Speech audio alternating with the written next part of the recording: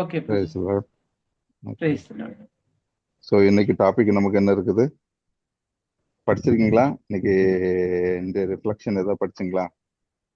S என்ன போட்டிருக்குது? நமக்கு இயேசு சென்ற ஊர்ல மக்கள் அவர்களை நோயாளிகளை கூட்டு வந்து கொண்டு போயிடுறாங்க. அவ்வளவுதான் விஷயம் இல்லையா? Praise the Lord. பிரைஸ் அப்போ வாழ்த்துறை விட என்ன சொல்லுது? இயேசு விண்ணரசு பற்றி நற்செய்தியை பறைசாற்றினார், மக்களிடையே இருந்த நோய் நொடிகளை அனைத்தையும் குணமாக்கினார். பட் இன்னைக்கு இருக்கக்கூடிய செய்தியில பாத்தீங்கன்னா 53 இருந்து மொத்த மார்க் 6 53 இருந்து 56 வரைக்கும் நீங்க பாத்தீங்கன்னா அவரு நற்செய்தி அறிவிச்ச மாதிரி இல்லை, சரிதானா? ஆனா எல்லாமே குணம் கொடுத்த மாதிரி மட்டும்தான் இருக்கு. நோயாளிகளை படுக்கையில் கொண்டு வந்தார்கள். எல்லா பட்டி தொட்டி எல்லா இடத்துலையும் போயிட்டு இருக்கக்கூடிய மக்கள் எல்லாரையும் கூட்டி நோயாளிகளை கூட்டு வந்து குணம் பெற்றார்கள். அப்படித்தானா? அவரை தொடரணும்னு சொன்னாங்க, தொட அனுமதிச்சாங்க. இந்த மாதிரி விஷயம் மட்டும்தான் இன்னைக்கு நம்முடைய நற்செய்தியில இருக்கக்கூடிய வசனங்கள். பேசலாம். என்ன வித்தியாசம்? ஏன் என்ன என்ன என்ன வித்தியாசம்? எதனால நீங்க நினைக்கிறீங்க ஜீசஸ் வந்து இந்த இடத்துல வந்து மக்கள் எல்லாம் ஜீசஸ் தேடி போறதுக்கான நோக்கம் என்ன?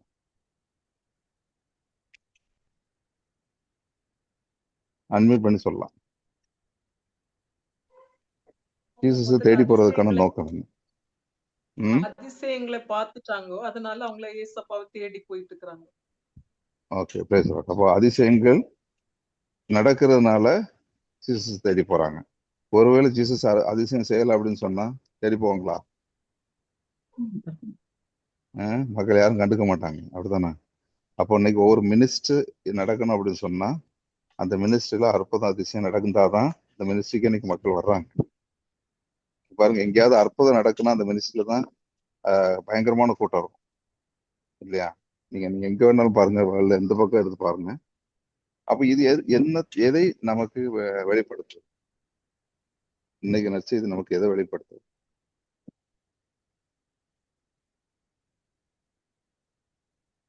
இன்னைக்கு எது நமக்கு வெளிப்படுத்துது? நற்செய்தி இல்லையா? எல்லா இடத்துலயும் அற்புதம் அதிசயம் நடந்தா தான் மக்கள் வர்றாங்க. ஒரு அற்புதம் நடக்கல அப்படின்னு சொன்னா அந்த பிரேயர்ல உள்ள நம்பிக்கையில அவங்க வர்றது கிடையாது, அல்ல தொடர்ந்து நிலைச்சு நிற்கிறது கிடையாது. அற்புதங்கள் நடந்தாதான் இன்னைக்கு மக்கள் வந்து ஓடி வர்றாங்க. ஆனா நம்முடைய திருச்சபையில ஒரு சில இடங்கள்ல சொல்றாங்க நம்ம அற்புதத்தை போக்கஸ் பண்ணக்கூடாது அப்படின்னு சொல்றாங்க. இப்ப அற்புதத்தை போக்கஸ் பண்றதா பண்ணக்கூடாதா? அற்புதம் போக்கஸ் பண்ணுவா பண்ணக்கூடாதா? இப்படி பல்வேறு கேள்விகள் இன்னைக்கு நமக்குள்ள கேட்கிறோம், அல்லது உங்களுக்குள்ளாக இருக்கலாம். இப்போ ஒரு மினிஸ்ட்ரி நடக்கணும் அப்படின்னு சொன்னா அந்த இடத்துல அற்புதங்கள் கண்டிப்பாக நடக்கணும். ஓகேயா? அந்த இடத்துல அது எது வெளிப்படுத்துது? கடவுள் இயேசு கிறிஸ்து அவர்களோடு இருப்பதை எண்பித்து காட்டுவதுதான் அந்த அதிசயங்கள். அவங்க சீடர்கள் அனுப்ப என்ன சொன்னாரு? நீங்க போய் எல்லாத்துக்கும் நற்செய்தி தெரிவிங்க, நோய்களை குணமாக்குங்க, இது பண்ணுங்க. இதெல்லாமே என்னது? நான் கடவுள் அவர்களோடு இருப்பதை எண்பித்து காட்டுவதுதான் அற்புதத்தை காட்டக்கூடியது, அற்புதத்தை செய்யக்கூடியது. அப்ப அற்புதம் நடக்கக்கூடிய இடத்துல மனமாற்றமும் இருக்கணும் இல்லையா? ஆனா ஜீசஸோடதுல அது ரெண்டுமே இருந்தது. உண்மையாக நம்முடைய வாழ்க்கையில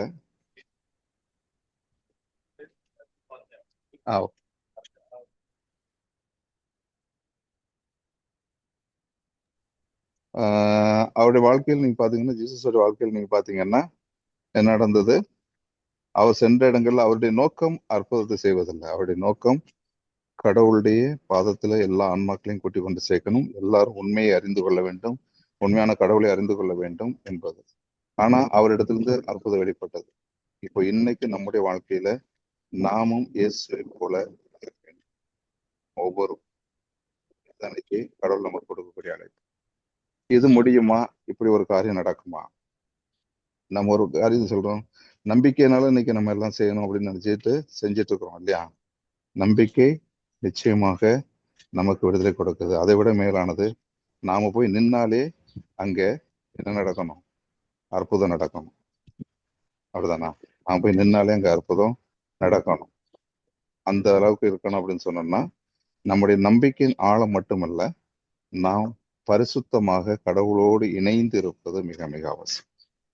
பேசலாம் சரிங்களா? நம்முடைய நம்பிக்கையின் பயணத்துல மட்டும் இருந்தா நாம சரியான பாதையில போயிடுவோம். நம்ம நடக்குமானா ஒரு சில இடங்கள்ல நமக்கே கேள்விக்குறி வந்துடும்.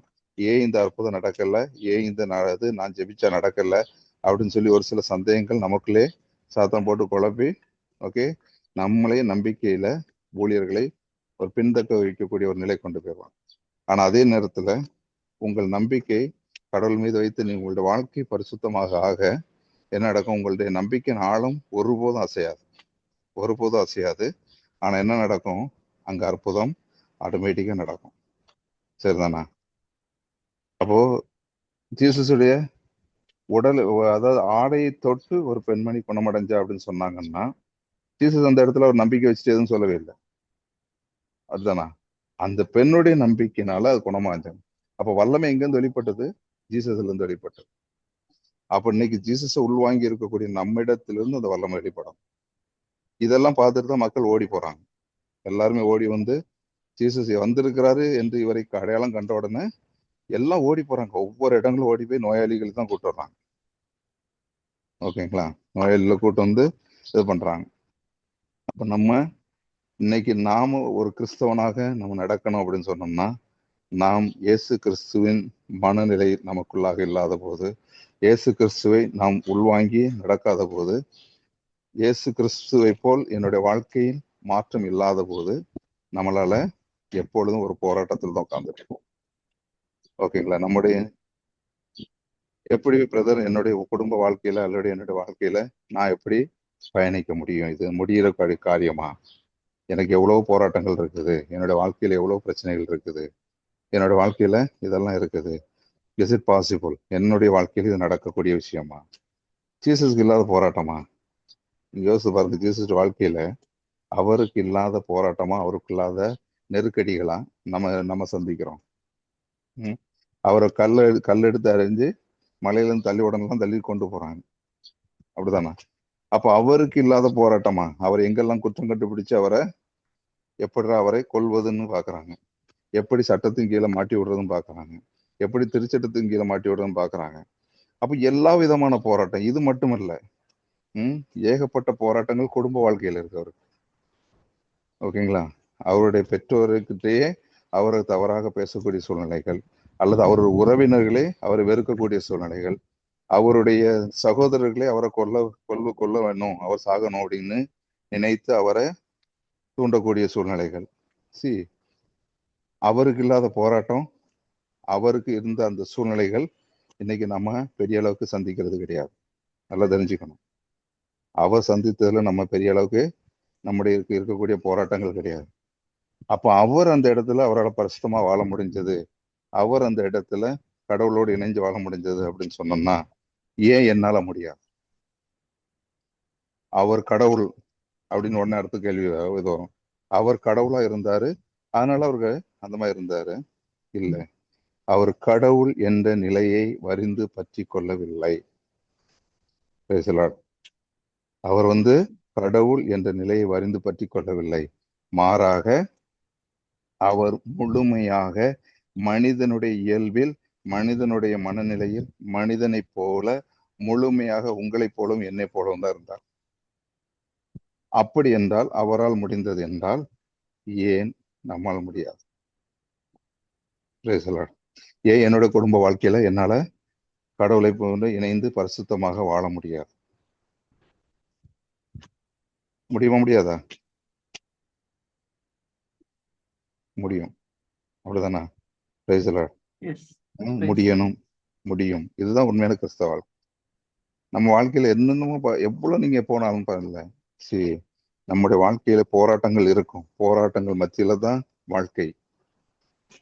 எந்த மனிதன் எடுத்துக்கிட்டாலும் சரி, அது கிறிஸ்தவனாக இருந்தாலும் சரி, அவங்க எந்த ஒரு மதத்தை சார்ந்தவர்களா இருக்கட்டும், போராட்டம் என்பது உண்டு. ஓகேங்களா? மனிதனுக்கு போராட்டம் என்பது உண்டு. ஆனால் கிறிஸ்தவன் இருக்கக்கூடிய போராட்டம் வித்தியாசமான போராட்டம். கிறிஸ்துவை மையமாக கொண்டு கிறிஸ்துவோடு இணைந்து வாழ்கின்ற பொழுது, நான் ஒரு கிறிஸ்தவனா வாழ்கின்ற பொழுது என்னுடைய வாழ்க்கை நிலை வாழ்வை தேடி செல்லுகின்ற அந்த வாழ்க்கை. அந்த நிலை வாழ்வை தேடி செல்வதற்கு இந்த போராட்டங்களை நான் எப்படி மேற்கொள்ள போகிறேங்கிறத நம்ம இங்க ஒரு நாள் கத்துட்டு இருக்கிறோம். ஓகேங்களா? போராட்டம் எல்லா மனிதருக்கும் உண்டு. ஆனா எனக்குள்ள போராட்டம் என்ன? நிலை வாழ்வை நான் தக்க வைத்துக் கொள்வது எப்படி? எனக்கு கொடுக்கப்பட்டிருக்கக்கூடிய நித்தியத்துக்கான வாழ்வு. இது அந்த உலகத்தில் இருக்கக்கூடிய வாழ்வு சொற்ப காலங்கள். ஓகேயா? 80 வருடம், 100 வருடம், 120 வருடம், 40 வருடம், 80, யாருக்கும் தெரியாது. சொற்ப காலங்கள். இந்த காலத்துல நான் எப்படி கடவுளை மகிமைப்படுத்த போகிறேன்? இயேசு கிறிஸ்து மகிமைப்படுத்தியது போல அங்க நடந்தது என்ன? அற்புதங்கள் நடந்ததெல்லாம் கடவுளை போற்றி புகழ்ந்தார்கள் இல்லையா? இப்போ கடவுளை நான் எப்படி மகிமைப்படுத்த போகிறேன் என்னுடைய வாழ்க்கையில? எனக்குள்ளாக இயேசு கிறிஸ்துவை நான் எப்படி பிரதிபலிக்க போகிறேன்? ஓகேங்களா? எப்படி சூரியன்ல இருந்து நிலவு ஒளியை பெற்று இரவுல நமக்கு வெளிச்சம் கொடுக்குதோ, அதே போல என்னுடைய வாழ்க்கை இயேசு கிறிஸ்துவின் ஒளியிலிருந்து அந்த ஒளியை பெற்றவனாக அந்த ஒளியை இந்த உலகிற்கு எப்படி நான் கொடுக்க போகிறேன்? இதைத்தான் இன்னைக்கு நம்ம பார்க்கணும். அதை பார்க்கும் பொழுது அற்புதம் அதிசயங்கள் ஆட்டோமேட்டிக்கா நடந்துட்டு இருக்கோம். ஜீசஸ் அற்புதம் அதிசயம் செய்யறதுக்காக வரல, அவர் பேர் அங்க தலை தோங்கணுங்கிறதுக்காக வரல. மாறாக அவர் வந்தது ஒவ்வொரு பிள்ளைகளும் கடவுளின் வல்லமையை அறிந்து கொள்ள வேண்டும், கடவுளின் அன்பை அறிந்து கொள்ள வேண்டும், கடவுளை அறிந்து கொள்ள வேண்டும், அவர்கள் ஒவ்வொருவரும் கடவுள் போய் சேர வேண்டும். இதுதான் அவருடைய நோக்கம். ஓகேங்களா? அந்த எண்ணத்தோடு நாம பயணிக்கும் பொழுது நிச்சயமாக வல்லமை நமக்குள்ளாக வெளிவரும். நாமளா செய்யணும்னு அவசியம் கிடையாது, நம்மிலிருந்து வெளிப்படும். Price the Lord. Price the Lord. Time சரிதானே சிஸ்டர்? முடிஞ்சுதா டைம்?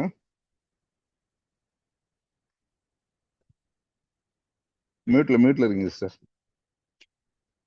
சிஸ்டர் மியூட்ல இருக்கு. எல்லாருமே மியூட்ல தான் இருக்கீங்க. 7 minutes இருக்குங்க பிரதர். இன்னும் 4 ஆகல பிரதர். இன்னும் 7 minutes இருக்கு. இன்னும் 7 minutes இருக்கா? ஓகே. இன்னைக்கு 5 minutes ஏர்லி விட்டுட்டேன். ஓகே. நான் அதை பேஸ் பண்ணி கன்க்ளூட் பண்ணிட்டேன், வேற ஒன்றும் கிடையாது. Okay good.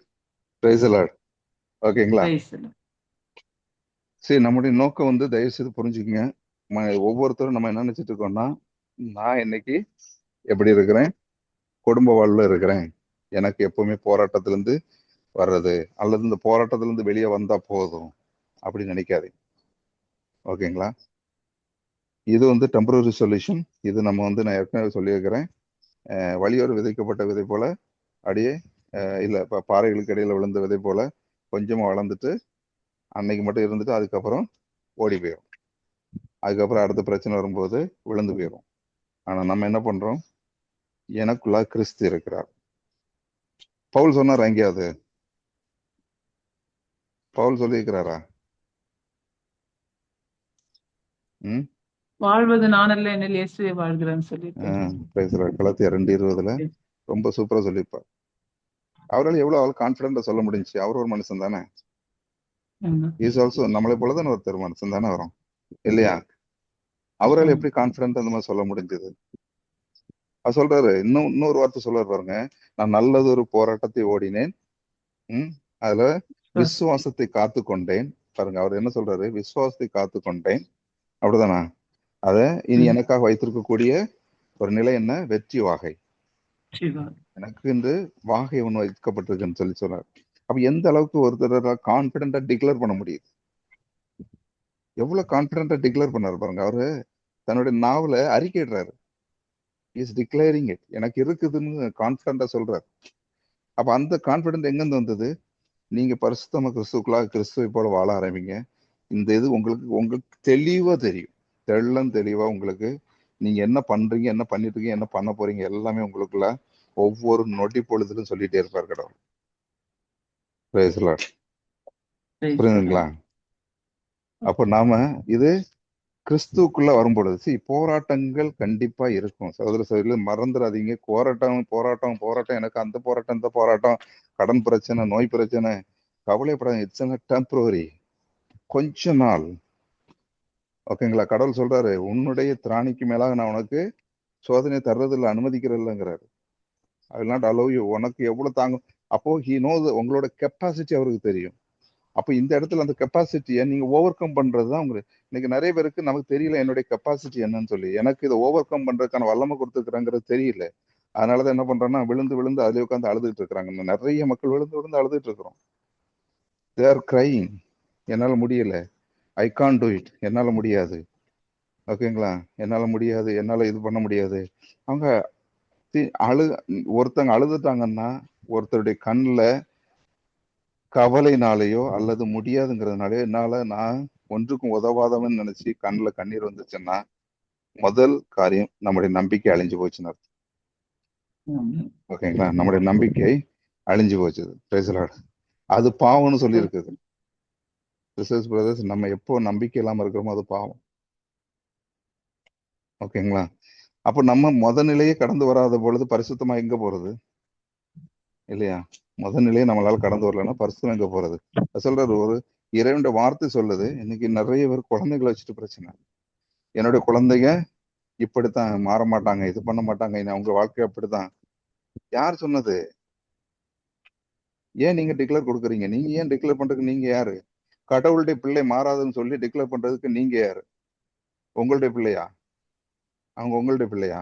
இந்த உலகத்தில் உங்கள் வழியாக கொடுக்கப்பட்ட பிள்ளை, ஆனா உங்களுக்கு வளர்ப்பதற்குள்ள கடமை உண்டு. அதுல எந்த மாற்றமும் இல்லை. ஓகேங்களா, அதற்கு வளர்ப்பதற்குள்ள கடமை நமக்கு இருக்குது. அதுக்கு நல்லதை சொல்லிக் கொடுக்கணும், இறைவார்த்தை சொல்லிக் கொடுக்கணும், அல்லது நம்ம ஜெபத்தை சொல்லிக் கொடுக்கணும், அல்லது நம்முடைய பயணத்துல அவங்களுக்கு எது செய்யணும்னு சொல்லி அவங்களுக்கு வழிகாட்டுவதற்கும் அவங்களுக்கு உதவி செய்வதற்கு நமக்கு கடமை உண்டு. நம்ம செஞ்சு ஆகணும், அது நமக்கு கொடுக்கப்பட்ட கடமை. ஓகேங்களா, ஆனா உங்களுடைய பாதுகாப்புல நீங்க வளர்த்தலாம்னு சொன்னா முடியாது. உங்களுடைய அரவணைப்புக்குள்ளே நீங்க 24 மணி நேரம் நான் வச்சு பாதுகாத்துக்கணும்னா ஒரு நாள் முடியாது. ஆனா அது யாருடைய அரவணைப்புல இருக்கிறாங்க தெரியுங்களா? 24 ஹவர்ஸ். இன்னைக்கு நீங்களும் நானும் யாருடைய அரவணைப்புல இருக்கோம்? உங்க அம்மா அப்பா அரவணைப்பு இல்லையா? பெற்றோர் அரவணைப்புல இருக்கிறோம் இல்ல? கடவுளுடைய கரத்தின் கீழே, வல்லமுள்ள கரத்தின் கீழே நமக்குள்ள இருக்கிறோம். அவருடைய அரவணைப்புக்குள்ள இருக்கிறோம், அவருடைய ஆளுகைக்குள்ள இருக்கிறோம், அவருடைய மூடு இதுல இருக்கிறோம். ஏன்? நம்ம அவருடைய பிள்ளை. இந்த உலகத்தில் என்னுடைய பெற்றோர் என்ன இருக்கலாம், ஓகேங்களா, பட் 24 ஹவர்ஸ் அவங்க என் கூட இருக்காங்கன்னா இல்ல. அப்ப இன்னைக்கு என்னுடைய வாழ்க்கைய கடவுள் எனக்கு கத்துக் கொடுத்துட்டு இருக்கிறார். அதான் ஆண்டவர் தான் பிள்ளைகளுக்கு கற்றுக் கொடுப்பார். வார்த்தை சொல்லுது, கடவுள் எனக்கு கற்றுக் கொடுத்துட்டு இருக்கிறாரு ஒவ்வொரு நாளும். எப்ப நீ இப்படி பண்ணணும், இது பண்ணணும், இது பண்ணணும்னு சொல்றாரு. ஒரு சூழ்நிலை அந்த குழந்தை தவறான பாதையில் போனாலும் எங்க எப்படி அதை அரவணைச்சு கொண்டு வரணும்னு சொல்லி அவருக்கு தெரியும். அப்ப நம்பிக்கை இழக்காமல் கடவுளுக்கு நன்றி சொல்ல வேண்டியது நம்முடைய கடமை. Praise the Lord. புரியுதுங்களா? குழந்தைகளுக்கு கடவுள் மீது உள்ள நம்பிக்கையினால நீங்கள் அவர்கள் நல்லவர்களாக இருக்கிறார்கள் என்று டிக்ளேர் பண்ணணும். எப்படி இவரு சின்னப்பர் டிக்ளேர் பண்ணாரு, எனக்கு வைத்திருக்கக்கூடியது வெற்றி வாகை. டிக்ளேர் பண்றாரு, இஸ் டிக்ளேரிங் இட். அப்படிதானா? அப்ப நீங்க டிக்ளேர் பண்ணணும், ஒவ்வொருத்தரும் வாயில டிக்ளேர் பண்ணணும், என்னுடைய பிள்ளை சூப்பர் பிள்ளை. நாங்க இந்த உலகத்துல வருவதற்கு வேணா நான் காரணமா இருந்திருக்கலாம், நானும் என் கணவரோ அல்லது என் கணவரோ இல்ல மனைவியோ. நாங்கள் இந்த உலகத்தில் அந்த குழந்தையை, அவர் கொடுத்த அந்த குழந்தையை கூட்டி வருவதற்கு காரணமா இருந்திருக்கலாம். பட் வளர்த்து கொண்டிருப்பது அவர். அவர் எங்களுக்கு ஞானத்தை கொடுத்து வளர்த்து கொண்டிருக்கிறார். அதற்கு நன்றின்னு சொல்லுங்க. Praise the Lord. நீங்க சொல்ல வேண்டிய நன்றி எப்படி சொல்லுங்க பாருங்க. எங்களுக்கு அவர் அந்த ஞானத்தை கொடுத்து அந்த குழந்தையை எப்படி வளர்க்கணுமோ, அவர் விரும்புகின்ற பாதையில வளர்க்கணுமோ, கொடுப்பதற்கான ஞானத்தை கொடுத்திருக்கான்னு சொல்லி நீங்க நன்றி சொல்லி பாருங்க. உங்க குழந்தைகள் தொடக்கத்துல கொஞ்சம் மாற்றம் தெரியாம இருக்கும், ஓடிட்டே இருக்கும், நாட்கள் ஓடும். ஓகேங்களா, பட் தே வில் கம். ஒரு தாய் 23 வருடம் செபிச்சு ஒரு புனிதரை உருவாக்க முடிஞ்சதுன்றா, அப்படிதானா? நாம 23 வருடம் காத்திருக்கணும் அவசியமே கிடையாது. உங்கள் நம்பிக்கையின் பொருட்டு, உங்கள் நம்பிக்கை கடுகளவு இருந்தாலும் இந்த மலையை பார்த்து போன்னு சொல்றார். அங்க போய் கடலை போய் நிக்குங்கிறார், மழை போய் அங்க போய் நின்னுன்னா நிக்குங்கிறார். அப்ப உங்களுடைய நம்பிக்கையின் ஆழத்தின் பொறுத்து நீங்கள் எந்த அளவுக்கு நம்பிக்கையில டிக்ளேர் பண்றீங்களோ அந்த அளவுக்கு சீக்கிரம் வழியாகும், குழந்தை வரும், மனமா நல்ல மாற்றத்துக்குள்ள வரும். Praise the Lord. உண்மையா சொல்றது பிரதர்ஸ், ஒரு காரியம் நல்லா தெரிஞ்சுக்கங்க. ஒருவேளை உங்க குழந்தைங்க உங்கள்கிட்ட கூடவே இல்லாம இருந்து இன்னொரு இடத்துல படிச்சுட்டு இருக்கிறாங்களோ அல்லது வேலை செஞ்சுட்டு இருக்காங்கன்னு வைங்க, அந்த குழந்தைக்கு நீங்க ஜெபிக்கிறீங்க பாத்தீங்களா, இந்த டிக்ளேர் பண்றீங்க பாத்தீங்களா, இந்த வார்த்தை என்ன தெரியுமாகும்? அவங்களை அப்படியே புடமிட்டு சூழ்ந்து ஒரு கோட்டைக்குள்ள வச்சிருப்பாரு கடவுள். அவங்களை சுத்திலும் தவறு நடக்கும், ஆனா உங்க குழந்தைக்குள்ள அந்த எண்ணங்களும் வராது, அந்த குழந்தைக்குள்ள அதை குறிச்சின சிந்தமும் இருக்காது. Praise the Lord. அப்படி பாதுகாப்பாரு அந்த கடவுள். Praise the Lord. Hallelujah. ஏன் அப்படி Hallelujah. சொல்றேன்னா அதுக்கு சாட்சியா நான் ஒருத்தன் நிக்கிறேன். Praise the Lord. Hallelujah. எங்க அம்மா அப்பா Hallelujah. பண்ணக்கூடிய ஜெபங்கள், ஓகேங்களா, அவங்க பண்ணக்கூடிய ஜெபங்களுக்கு என்ன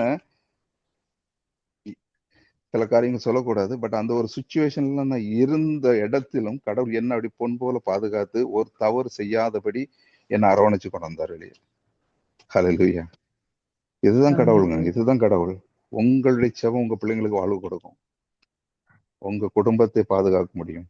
அப்போ அது அந்த நம்பிக்கையில தான் ஜீசஸ் போறார். அவருடைய பயணம் அங்க அப்படிதான் இருக்குது. அதனாலதான் என்ன நடந்தது? அற்புதம் நடந்ததுங்க. உங்களுடைய பயணம் அப்படி இருக்கணும். உங்க பிள்ளைங்களுக்கு அற்புதம் நடக்கும். நீங்க ஜீசஸா இருக்க மாறணும். நீங்க இயேசு கிறிஸ்துவை போல் மாறணும். பவுல் சொன்னது போல நானல்ல இப்போ வாழ்றது, இது இந்த இறுதிராட்சி கிடையாது, எனக்குள்ள இருக்கக்கூடிய இயேசுங்க என்னிடத்தை வாழ்ந்துட்டு இருக்கிறாருன்னு சொல்லி டிக்ளேர் பண்றதுக்கு எனக்கு அந்த தைரியம் இருக்கணும். என்னால சொல்ல முடியுதா? தட் இஸ் அதுதான் நீ கடவுள் நீங்க நமக்கு வைக்கக்கூடிய ஒரு கேள்வி. உன்னால இதை சொல்ல முடியுதா?